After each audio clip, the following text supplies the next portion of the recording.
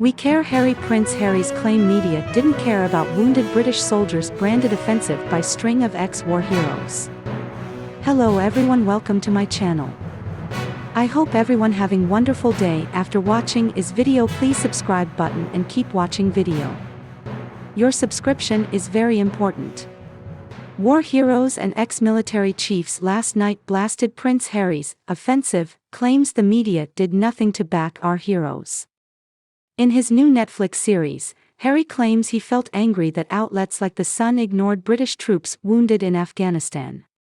In reality, we had been championing our servicemen and women for years, and launched a campaign backing help for heroes before Harry's first warzone tour.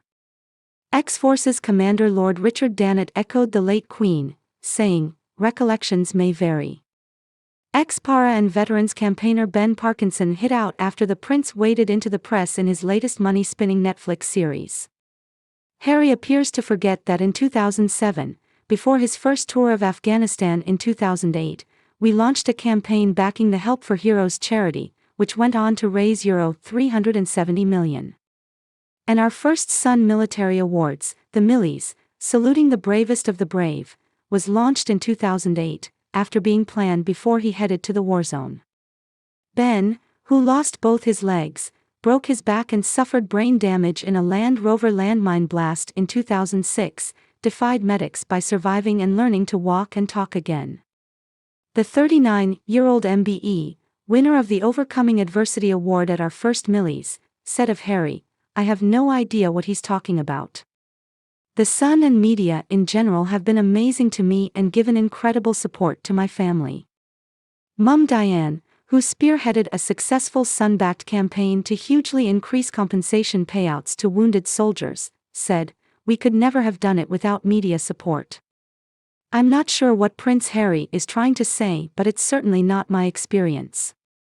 Lord Dannett, 72, was Chief of the General Staff when Harry served and brokered the news blackout deal which enabled his tour to go ahead.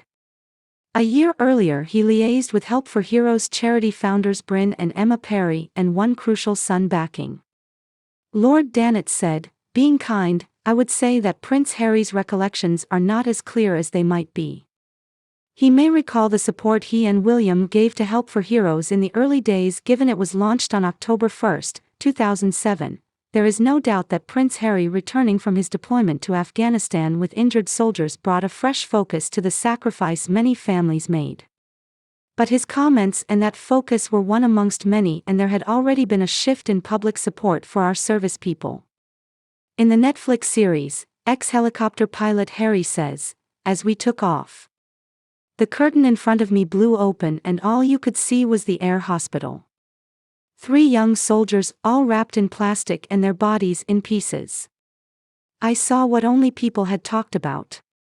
That was the real trigger to see the real cost of war. Not just those individuals but also their families and how their lives would change forever.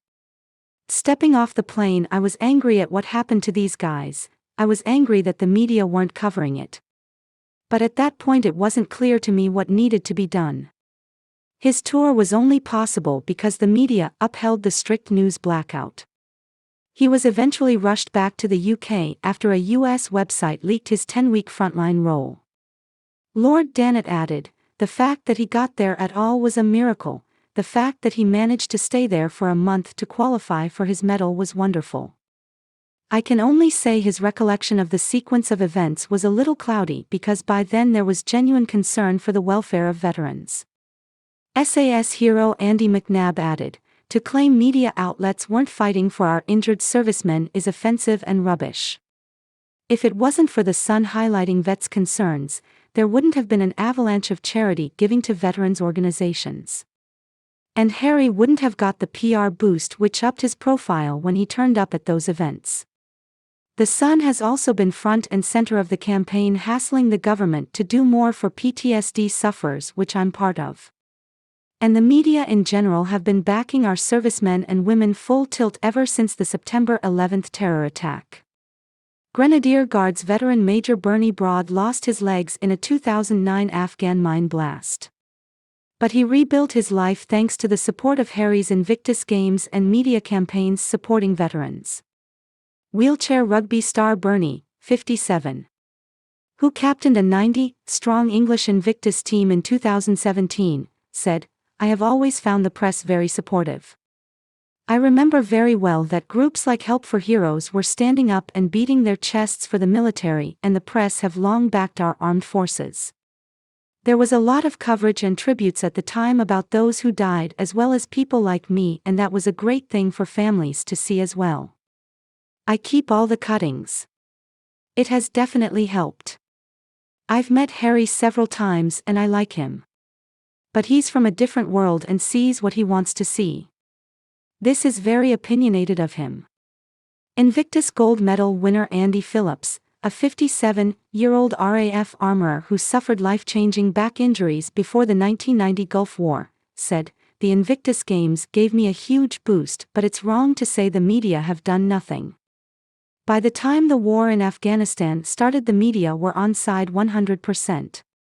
Besides getting behind Help for Heroes and launching the Millies, the Sun successfully campaigned for a memorial to soldier Lee Rigby, killed by terrorists in London in 2013.